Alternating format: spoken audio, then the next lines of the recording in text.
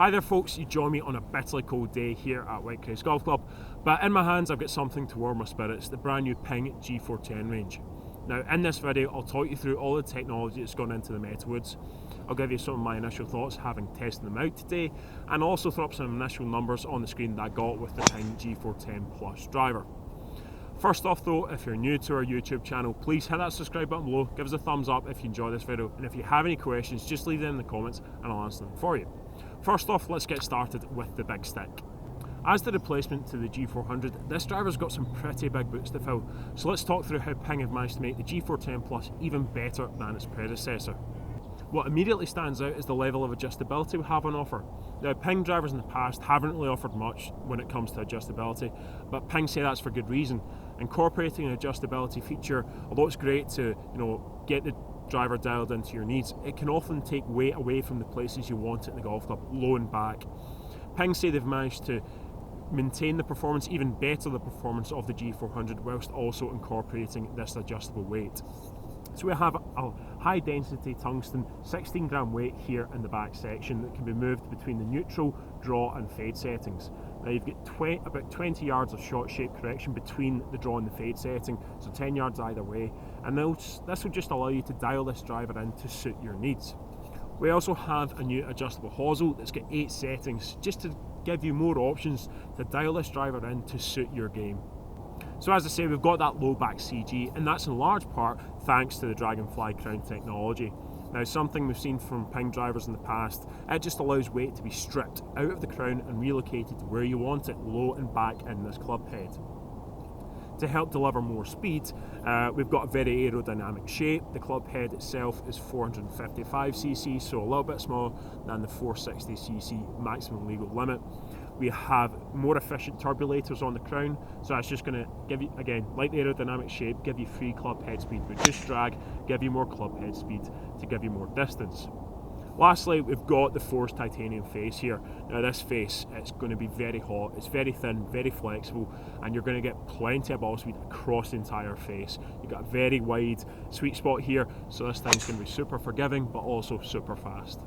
Another thing worth noting is the new cosmetics. I do like the red theme that's going throughout this driver, and also down behind the ball we've got those turbulators, which is something I quite the look of. It helps to frame the ball really nicely, and also just with this new aerodynamic feature, I think it looks slightly better than the G400 driver.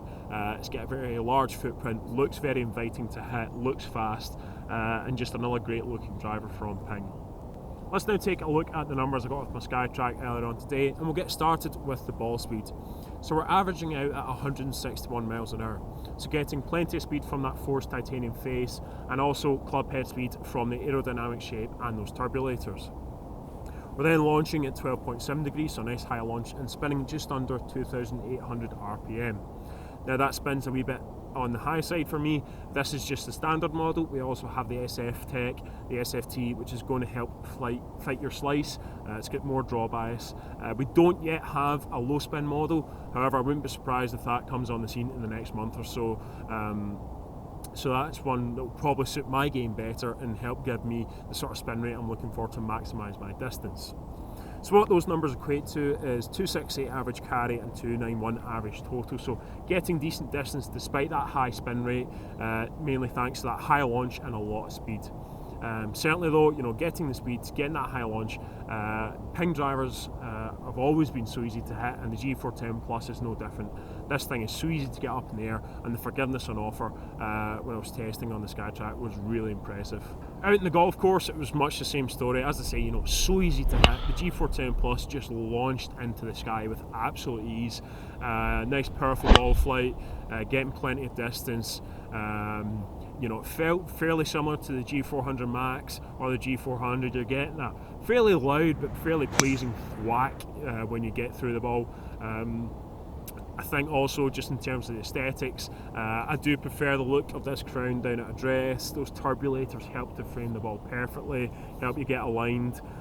So it's one that just inspires you with confidence. It's got a very large footprint down behind the ball, very deep club face. It just looks fantastic and looks as if you're going to launch this thing into the sky. Having that adjustability is also a great wee feature. I think for me, you know, I tend to fight a hook most of the time, so I could now put that weight in the fade setting, get 10 yards of fade bias.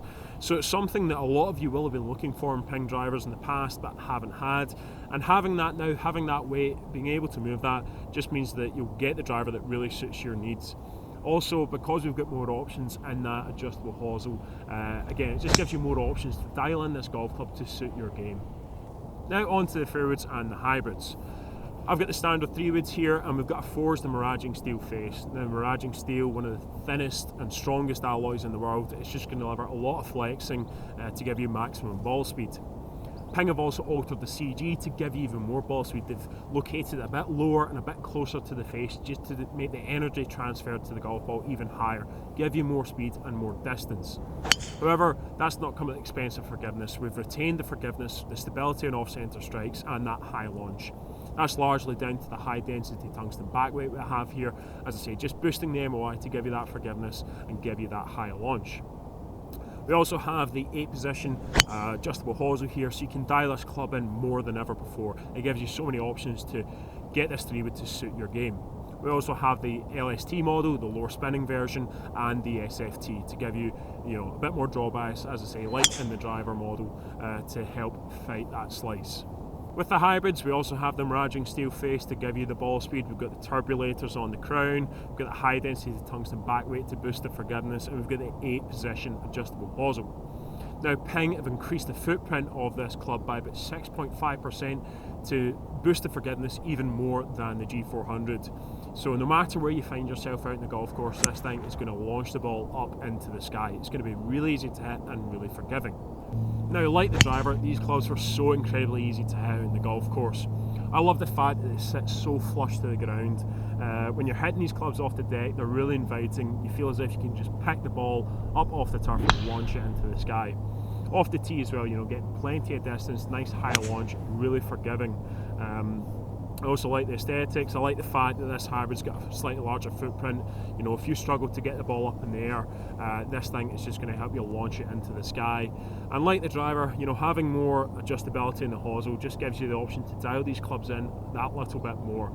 But certainly, the speed on offer and the forgiveness was fantastic.